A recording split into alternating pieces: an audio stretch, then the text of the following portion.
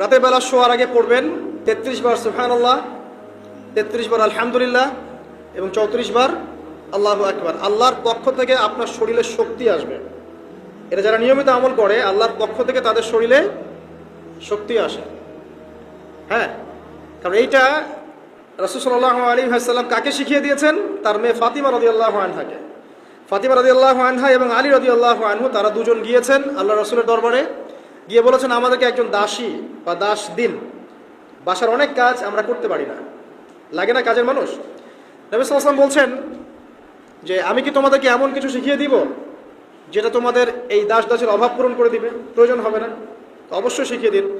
তখন নবীজি শিখালেন সাল্লাল্লাহু আলাইহি ওয়াসাল্লাম যে ঘুমানোর আগে 33 বার সুবহানাল্লাহ পড়বে, 33 বার আলহামদুলিল্লাহ এবং 34 বার আল্লাহু আকবার। তোমাদের দাস দাসীর প্রয়োজন হবে না ইনশাআল্লাহ।